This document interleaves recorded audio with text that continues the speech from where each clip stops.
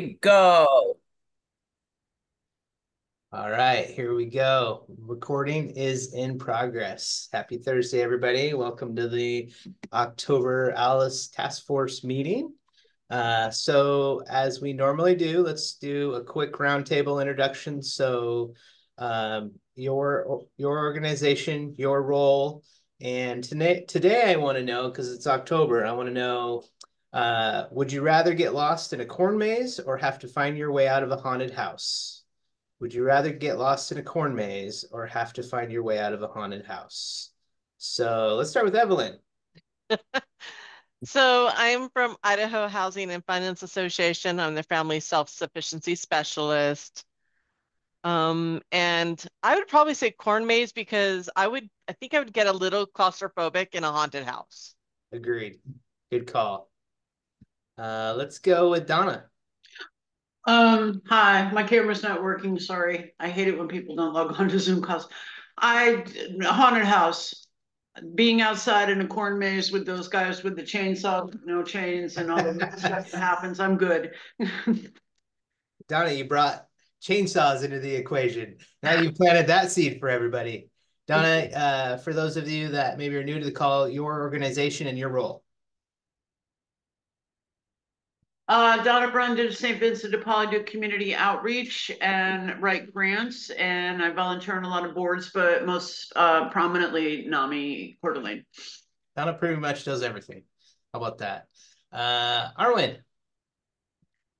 My name is Arwen Robinson. I'm with Advanced Benefits, and I am also a board member with United Way. And I think I'd do the corn maze because if I wanted to get out, you can just walk through the corn in a straight line. So, Got it. Awesome. Thank you. Jackie. Hi there, I'm Jackie Stallings. I'm from the Idaho Commission for the Blind and Visually Impaired. I'm a vocational rehabilitation counselor here. I would absolutely choose a corn maze. Haunted houses are my nemesis. So my kids want to go to Scarywood, and I'm like to my husband, that is your deal. I'm not It's your participating. lane as a dad. Yeah. Yeah. Awesome. Thank you. Chrissy. I would choose the haunted house just because, a house is only so big and you can get out. Corn maze, I saw Children of the Corn. I feel like I would be in the corn maze indefinitely and you would just go in circles. Chrissy Carlson, I work for Idaho Department of Health and Welfare Navigation. Awesome. Thank you. Susan. I'm Susan Bergeson. I'm with North Idaho College Head Start, and I'm a family advocate. And I'm going to go with the corn maze. I think the haunted house would get me too claustrophobic too. Got it. Thank you. KJ. I'm KJ Brandt. I'm the Community Resource Coordinator for Idaho Children's Trust Fund. And I definitely prefer the haunted house because I love the creativity of those and the scariness. Nice. Thank you. Sean. Good morning, everybody. Sean Westby with Equus Workforce Solutions. I'm the operational supervisors for North and Central Idaho. I would say the corn maze, not because I don't like haunted houses. I just wouldn't want to be stuck in a haunted house with a bunch of screaming people for a long period of time. Yeah, agreed. Excellent. Thank you. Tara and Jackie. Hello, I'm Jackie, Idaho Department of Labor, and this is Tara. I probably would want the haunted house because I just like haunted houses. Nice. Tara, I would do corn maze. Split decision. Awesome. Thank you. Thank you. And then Nikki. Nikki Swain with United Way of North Idaho. I am the Community Impact Manager, and my answer is identical to Arwen's. I don't know that I can get out of the house, but I can walk a straight line in the corn maze if I have to get out. So yeah, there you are, corn maze. Awesome. Thank you so much. And then Jody, let's hear your answer. Oh, you're on mute. Put my mouse up there quite some time ago. My name is Jody Harris. I am the president of Women's Gift Alliance, and corn maze, hands down. Corn maze, hands down. Yes. It seems like we're kind of split. We had corn mazes and haunted houses. So I don't know if that tells us anything. But anyway, We love to do introductions because this is a great group of people, a ton of problem solvers here. So make sure you know who's in this circle, and if you need assistance, this is a great crew. A great example is I had sent out a ask for a gentleman in Orofino who had a car accident, and I can't tell you the amount of responses and resources that poured in for us to send to this person. I don't know if Arwen has an update on that, but that was fantastic. No update on that yet, but we were able to supply many resources, connections, names. So that was fantastic. And that's really what this group does, is they're a conduit to resources, to the resources to the need. So with that, Jody, I'm going to turn it over to you. Jody's from Women's Gift Alliance. We've heard great things about the Women's Gift Alliance, and thought it'd be great just to learn more about the program, the resources, maybe some of your wins, maybe some of your struggles. Take it away, Jody. Great. So Women's Gift Alliance is a giving circle or a collective philanthropy organization. We have each year we have varying numbers of members. This last year, we're around the 150 mark for the last 3 years, I believe. This year we had 156. And how Giving Circle works is the people who are a part of the circle donate money, and we pool our funds together and our our skills and talents, and we grant money to Kootenai County. This year is the beginning of our 20th year. And over those 20 years, we have granted $1.759 million in Kootenai County. And grown our endowment that it now provides a grant every year. And those grants, the grants we have given 49 grants to 39 organizations during that 19 years. That's the only thing we do is grant money. We have a grant, the grants committee works in the past it's been January through May, but we have exciting news for those of you who have experience with applying for grant from us in the past. We used to have a two-step application kind of process. Now, starting this year, we have a one-step application. It's going to be a fillable form, and there is help from the grants administrator, grants co-chairs if you need help, if people need help doing that, filling those out. The grants in the past had to be applied for in November, by November, the mid-November. And this year, they won't be due until January, toward the end of January. I don't have the exact date. Our website has information on that under grants. It's womensgiftalliance.org. And the grant co-chairs help organizations. So we grant to all different kinds of organizations, different sizes. Some are just starting out. This last year, we were able to do 3 $30,000 grants.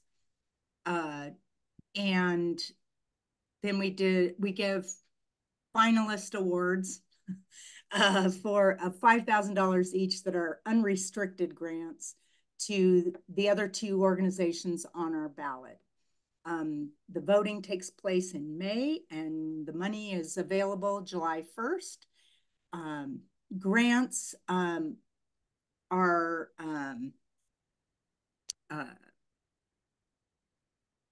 project-based. They aren't for it's not for a fundraiser. It's not for an endowment. It's for a project, a new focus for your organization. Some of the things that we have granted money to are, well, we just did that helped with part of the money to do the roof on the St. Vincent de Paul Help Center. And oh gosh, we just did Lake City Playhouse with new sound and lights for their big redo. And gosh, there's like I said, there's been 49 grants. So we've given money to Tesh to expand and their kitchen for the people who that they are teaching skills to. So does anybody have questions, or did I dump too much information? So just curious, how does one become a member? And my second question is, you know, so as you're reviewing grants and determining who you're gonna award these, what criterion is your team using to determine who gets the grants? Nice that you asked that. um,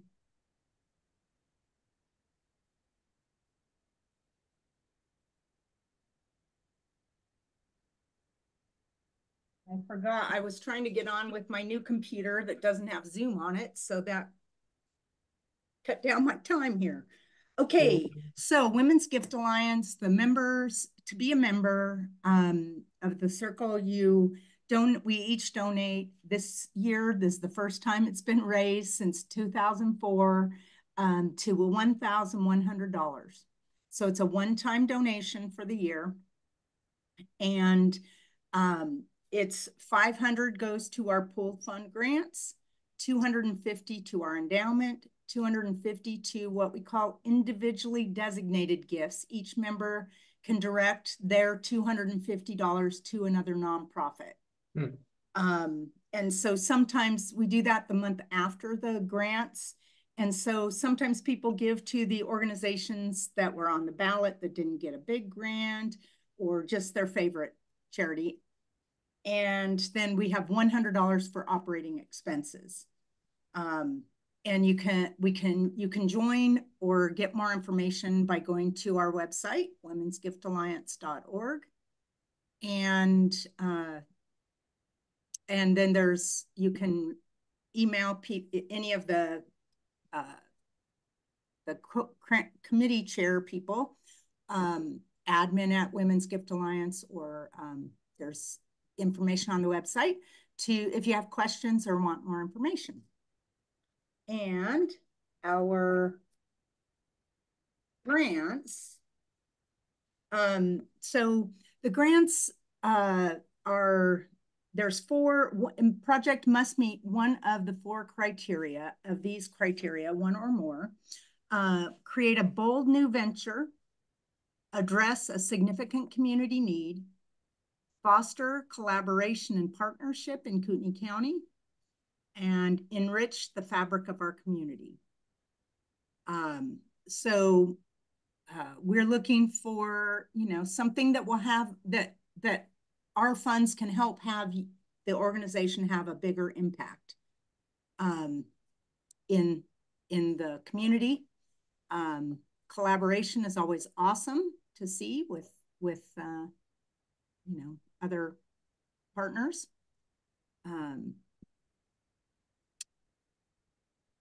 All right. So another question I have is, many of us either are part of applying for grants or reviewing grants. And so any pro tips, as far as, hey, when you see grants in, the things that catch your eye, whether good or bad, anything that you could help as far as direction and guidance on pro tips? So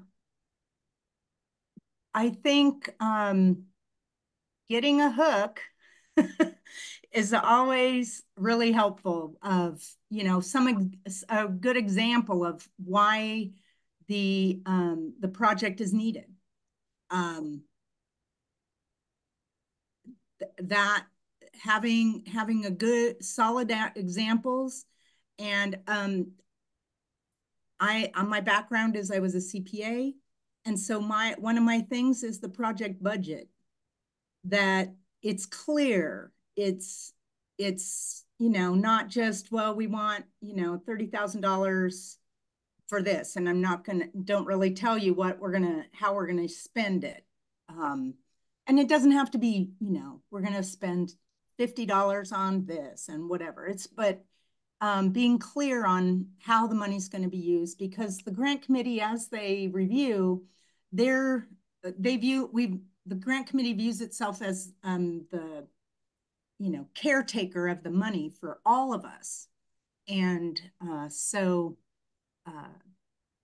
but having clear examples of why the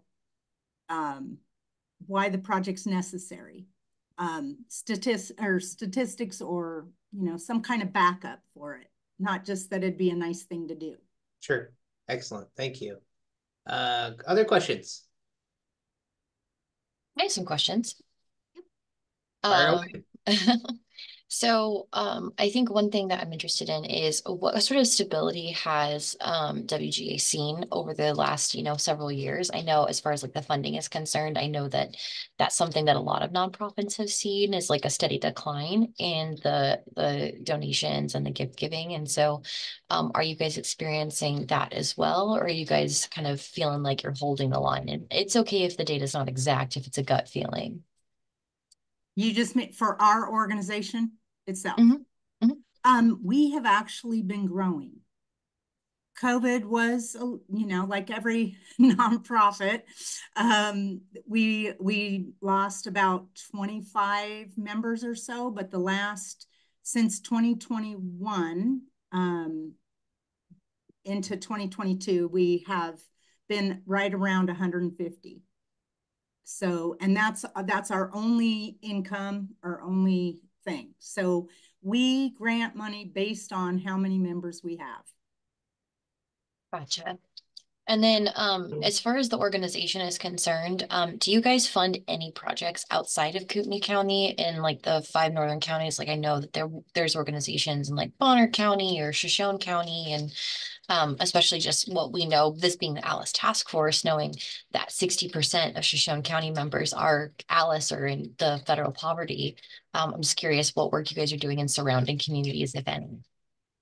And we grant money to organizations that do things in all of the counties, in the northern counties-ish, but the main focus has to be on the effect in Kootenai County. That is from our constitution and bylaws. It's Gotcha. got to be for Kootenai County. So if it like helps Kootenai County, but it also happens to help another county, then that's fine, but it has to, you know, really be tied to Kootenai. Yes. Okay. Got it. And then another question I have is what sort of reporting does WGA require to follow up and confirm with these organizations that the grant was effective at achieving its goals? Every quarter, the organization submits information on a form that tells us how that your money's being spent, that it's being spent on the grant, the project that was in the grant.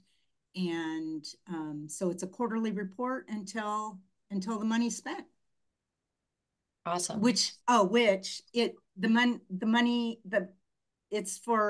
It can be a 1 or 2 year grant, but it has to be spent and used from July 1st of 1 year to June 30th, 2 years later. Gotcha. So. Okay. And then I think my last question is one aspect of United Way that you may be familiar with is the Community Impact Council, right? Where we the grants that are given to other nonprofits, you know, from the like workplace campaign donations. And as always, we always get more requests than we have funding for. And so what would that conversation look like, or what sort of message could we as the council tell an organization that was not funded by United Way, but we always try to point them in the direction of other sources? So what does that conversation or what does that tee up look like if we were to say, hey, we weren't able to fund you from the community impact grant, but here's another place that you can look and try. What would that message sound like? Our grants are large grants. So we don't do a $2,500 grant. We do, well, as of last year, we were able to do a $30,000 grant. So, and they can apply for the grant and then it's that time frame from January to we grant the money comes out in July and the project can't start until July 1st. Did that answer that? Yeah, that certainly does. And it's actually somewhat timely because they'll find out in, I think, November or December whether or not they received the United Way grant. And so being able to be like, but right around the corner, we have a January window, right? And so that's works out well. And we have had some small nonprofits who are just starting out or whatever, and they ask for, 2,500 and we refer them to, like 3Cs or, it's gone from my head, other organizations in our community that help with the smaller grants. I think the amount we see the most common is either 10 or 15,000. Is that more within alignment and wheelhouse of what you guys consider? 30,000. Okay. So come up with another combine it, make two projects or whatever into, to do at this, One of the other things is that we also look at on the grant committee is sustainability of the organization. So that's an important piece. We don't want to, we try not to give money to something that's not going to be fruitful going forward. Jody, do you ever see two organizations write a grant together? For example, maybe there's two food banks that could use a service van or a delivery van, and maybe the joint effort is there. And I don't know if that's something that's promoted within or something that, those two organizations would have to come up on their own. But do you ever see any of that activity? I don't think we have, but I've been a part of this since 2017, but that falls right under fostering collaboration and partnerships. Sure. And we do have organizations that partner together, but it hasn't been it's more on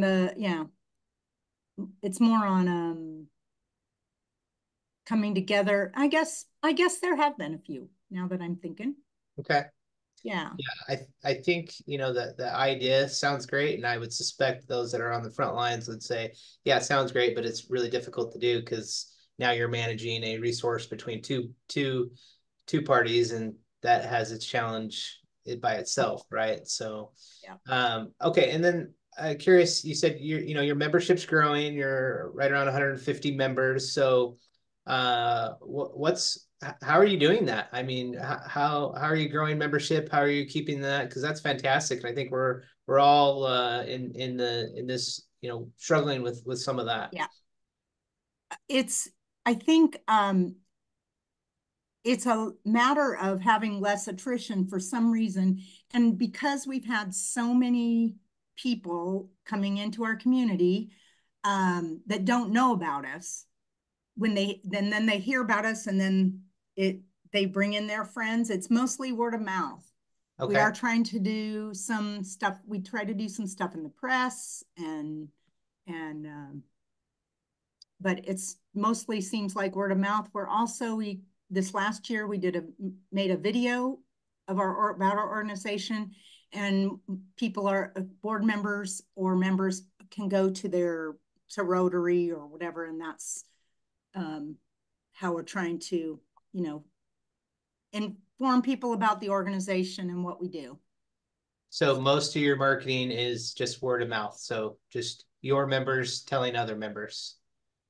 Because we're a 100% volunteer run organization. So, and we've run really lean on our administrative stuff. Sure. So, but we're looking at getting an admin person that maybe can help with doing some of that stuff. Got it. Excellent. Anybody else have questions for Jody? I don't so much have a question as a comment. I am aware of some fantastic networking that the Women's Gift Alliance does. Dinners, educational. So some of them are fun, some of them are educational. I've been to a few of them, and that is a huge draw for many women. So Jody, why don't you talk about that for another minute? I thought about that a little bit ago. We have an education committee that does 2 education events a year. They just finished the second one for this year. It was a wine tasting and food pairing thing. Learning about how to do it. And in the spring, they did a one called The Gentle Art of Swedish Death Cleaning. Can you say that again? What? The Gentle Art of Swedish Death Cleaning. DEATH. It's based on a book. It's based on a book. Yep. And it's basically, it's about getting rid of the stuff that you don't use, that your kids don't want. And it was very interesting. And it's how you can get things, how you can get valuation on antiques or different kinds of things. Also, there was one on unusual assets. Like, for instance, my children don't seem to want any of the art that we have. And so it's, how do you get rid of that? Or how can you, that was, I guess it kind of followed along with the death cleaning stuff, but, and then they also put educational articles in our newsletter. And for the education committee, we do try to do twice a year heart-to-heart events, or what we call them. And we go to one of the organizations that has received a grant, and they tell us about how the grant has impacted their organization. And so it's a social event as well as learning about the organizations. The grant committee does it's a fun committee, even though it's a lot of work. It's a lot of fun. And then we also do our annual dinner. Oh, yes, which is coming up October 22nd. And it's at the Coeur d'Alene, at the, oh my gosh, Hagedon Event Center. There we go. And we have a speaker at that event, Heather Rosenstrater. She is the first female CEO of Vista. And there's a speaker each year. And a holiday luncheon in December. And Lake City Playhouse is going to be coming and doing our little entertainment part. But yeah, and then in May, our May meeting, we have a May meeting for the grant committee presents the organizations that are on the ballot. Generally, there's 5. And they present whatever the project is to the membership only. And then the June meeting, anyone is invited, all people are invited to come, and the organizations that receive the grants and finalist awards get their fake check at that event. And so we celebrate all the giving for the year. Awesome. Other questions for Jody? I don't have a question, but Jody, this is Donna from St. Vincent's. Thank you very much. And they finished it yesterday at 5 o'clock. Oh my gosh, how exciting. That was the person that did, from the grant committee that did the presentation on that, she did a really good job of talking about the buckets collecting water from the roof leaks. That's It's awesome. Great. Good to hear of that new roof. Awesome. Anything else for Jody? Jody, thank you so much for joining us and sharing a little bit of insight on Women's Gift and Alliance and all the great work you're doing. You're more than welcome to hang out with us. We have a little bit more time where we're gonna do a virtual roundtable and just share updates. But again, thank you so much for sharing the information. It was fantastic. Thank you all for what you do, because your job is the hard one. It's thankless what you all do. I just can't thank you enough for all the different ways that you are each meeting the needs of our community. I would echo that. It definitely takes a village to do the work, to do this work. So thank you all. Okay, so let's switch gears. Let's do our virtual roundtable. One last question I have. Yep. Sorry, go ahead. Chris, corn maze or haunted house? I thought I got out of that one. Yeah, I'm going corn maze. I need to be outside. I don't like, I just need air to breathe. So yes, thank you, Jody, for putting me out on that. That's awesome. Okay, let's do our virtual roundtable. So this is your time to have some mic time. So updates, share events coming up, maybe a question you have for the group, maybe a struggle, a challenge, and of course, we'd love to hear wins. So who wants to go first? I'll go. Thanks, Donna. We finished Support Up on Thursday. Thank you very much to Nick and Nikki, who competed with each other, and Nick kind of won because for everybody that bought his nickels, they sold nickels to the people to judge their soup, and everybody that bought $5 worth of nickels got a free NIC t-shirt. So he was the big guy of the day. Arwen was there with her Game of Thrones set up. So there were a lot of people from the community. It was a lot of fun, and that helps fund the warming center. So thank you, everybody. If you came and had soup or if you volunteered, and I'm not seeing you on the 40 people that are on this list, we just super appreciate it. I got a couple things coming up on 10/16, 3 to 6. There is a tabling event at Venture Academy. And then on 10/17, HREI, Jeanette is putting on, it's a national program called Upstander, and it tells you what to do if you're in a situation where you see someone being harassed, or you see something going on that shouldn't be going on, or you find graffiti, or just something like that, to address some of the stuff that we deal with in our beautiful city. And that's at 10/17 from 6 to 7:30. If you'd like to learn more about that, it's kind of a program in Idaho out of the Wildsmith Center. And that's all I've got for now. The things are settling down for the winter, so yay. Excellent, thank you. Who's next? May I go next, please? Yes. Hi. So the Idaho Department of Labor is putting on a job fair. It is next week, Wednesday the 16th from 10 to 1 p.m. We have 4 resource tables. We're trying to do a section where there's resources for the community. So we have 4 left. Sean Equus you already have a table. But we were just looking to see if anybody was interested in joining us. Or if you have recommendations. Any suggestions on recommendations? Who should be there? I know that Leslie and her crew over at Third Avenue Market have been really active. So I might hit up Leslie Orth with Third Avenue Market, formerly Post Falls Food Bank. I know they've been doing a lot. Okay. What was the date and time? I'll put the word up for you, Jackie. Thank you. Thank you. It's the 16th and 10 to 1 p.m. Unless that's what my notes say. So this is Jackie from the Commission for the Blind. Unfortunately, I cannot do that one, but I could do November if you guys are going to be doing the resource tables again.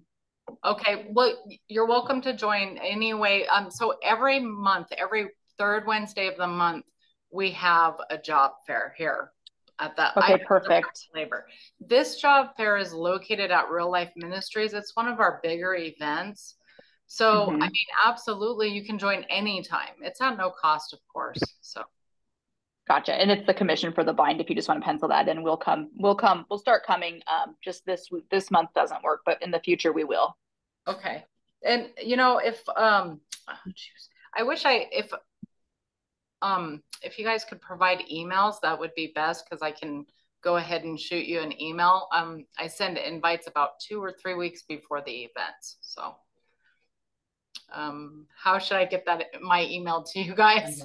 I say, Jackie, put your email in the chat so that everybody who wants it can grab it. Thank you. Sorry. First No worries. my was like chat. All right. Thank you. All right. Excellent. Who's next? KJ. Yes, thank you. We had an amazing building resilience training in Coeur d'Alene a couple weeks ago.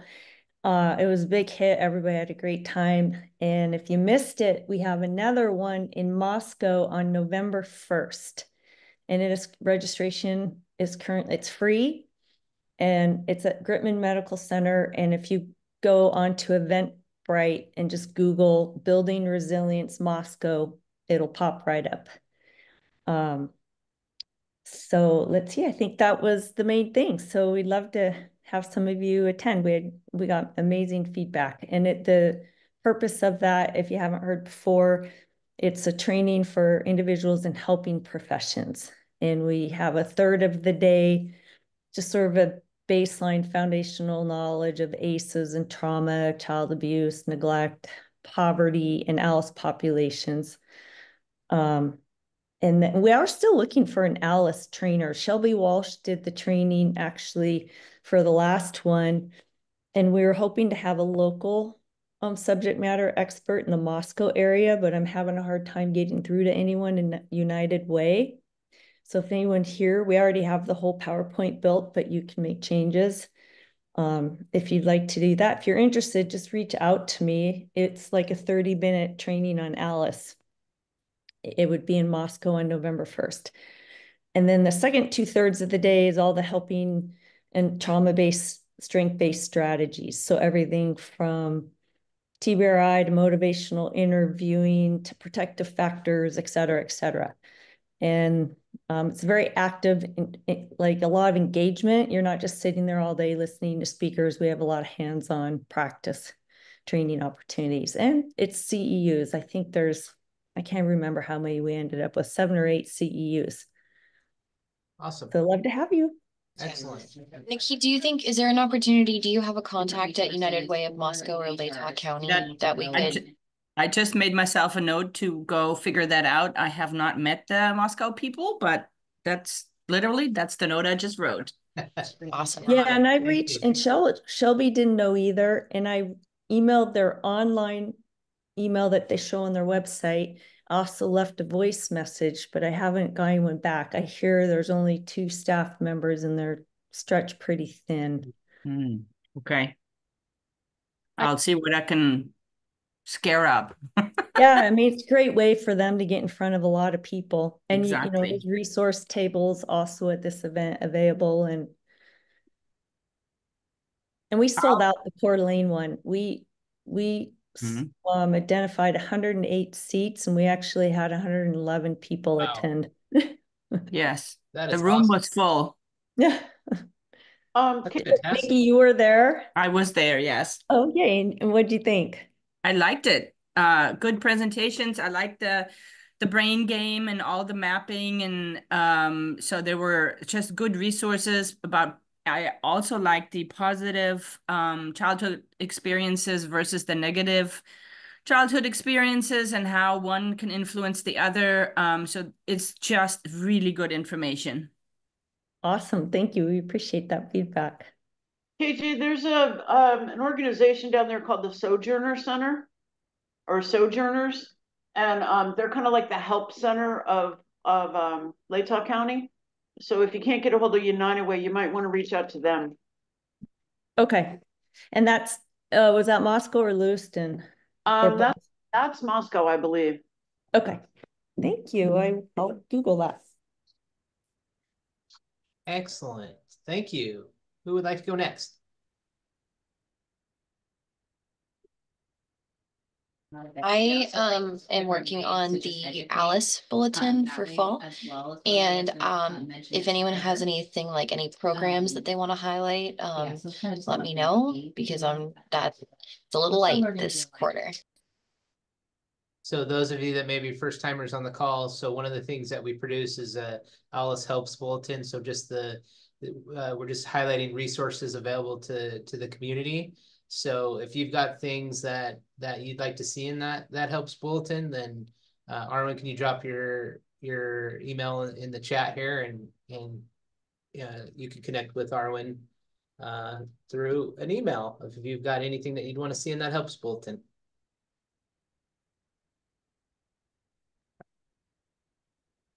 And who's up?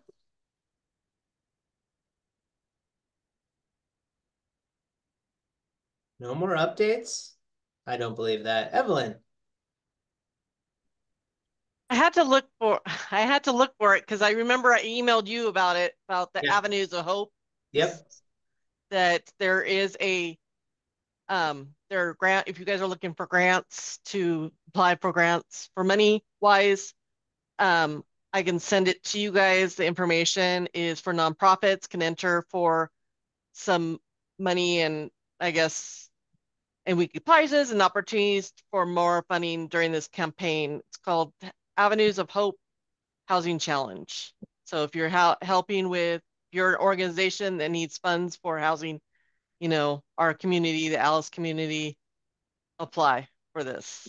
Because I didn't realize that we did this every year. And I was on a meeting for our organization and they said, hey, Avenues of Hope. I'm like, I've got to get this information out to you guys because I know a lot of you guys are having issues with funding, especially like I know Safe Passages and all those people who are helping with, funding for this community that we need. That's a big issue for our community, I know. So I'll put the information. You can email me and I'll send it to you guys. Otherwise, Chris, if you can send it out to people I don't have emails to, Absolutely. I'd appreciate it. Absolutely. Thank you. That's great. You're welcome. And in the chat, Sean had to drop off, but he had put some information about the first Wednesday of every month offering career coaching, a couple other notes in there as well. So make sure to check that out. Some great resources in there. Other updates. So this is Jackie from the Commission for the Blind. I just thought I would mention, we don't have anything up and coming. We're just continuing with what we always do. I did have, this isn't involving the Commission for the Blind, but I just wondered if people were aware and alert about, we had the guy from the Lake City Senior Center, we're just right by them, come up last week. And they're pretty frantic because they're really short. I think they're short about $20,000 to continue the Meals on Wheels program. Yeah. I don't know a ton about it because I wasn't actually in the office. I was in an in-service training, but he's literally going like to all organizations and agencies and just trying to drum up. I don't know if they're going to be doing fundraising or what the whole thing is. And I can certainly investigate more, but I was pretty discouraged to hear that just because I know so many of our clients are very reliant upon those meals. So if anybody has any ins or any ideas or any inside knowledge or anything, I just think it's something the community needs to be aware of. It'd be a massive loss for Kootenai County if we lost that program. I would agree with that. Anybody have any insight on Meals on Wheels? Not this crew, but we'll broadcast it to see if we can find anything else out. But yeah, Jackie, if you can do some homework as well, that would be great. I will do that. Thank you. Other updates, questions, challenges? How about a win? We haven't heard. Well, we've heard a few wins. I'll take that back. We've heard wins. Oh, Chris. Yes. Chris, I forgot to say November 6th is the deadline. If you guys need to apply for these grants for this money, November 6th is the deadline. Yeah, I just realized I was like, whoops, I better tell them that. Excellent. We just thought about, we had an event at the end of August with Women's Gift Alliance. Mix It Up, the stores downtown on Sherman. They they are wanting to give back to the community. And so you might check with them, Teresa Irish and, but they gave, we ended up, people come and shop and then they give a percentage of the gross sales. And it's one evening, it's a private event thing, and they gave us $1,500. Awesome. Wow. I mean, which I know it's not much, but depending on the size of an It organization. all adds up. Yeah, thank you for that. I appreciate that resource. I have one more random question. I apologize. I have on my calendar that there's a resource fair on October 24th. I put it on there months and months ago. It's at the Coeur d'Alene Resort. Does anybody know anything about that, or did I don't know, fever dream it? I just wondered. That was supposed to be the tribal one, but it's been postponed until next spring.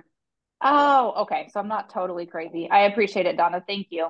Yeah, October 24th is the Apple Float, which is a huge thing in Plummer. So they had to reschedule. Okay, makes sense. Thank you. This is KJ. I'm gonna switch screens so I can read this. The Idaho Children's Trust Fund grant period just opened.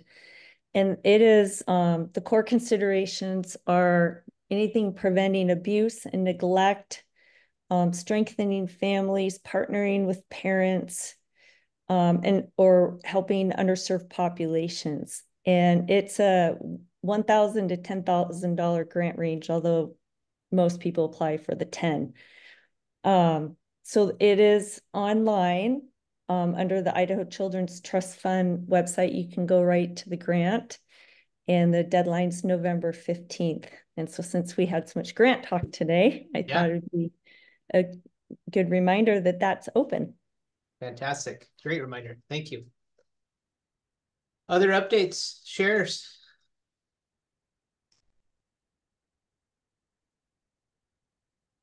Sounds like that's it, and that is a-okay. So I'll make sure to get this recording and share some highlights and broadcast that out to the full Alice Task Force. I'll get that out, and I think with that wraps up our October meeting. And I'll see you all in November. Thank you all. Have a great rest of your week.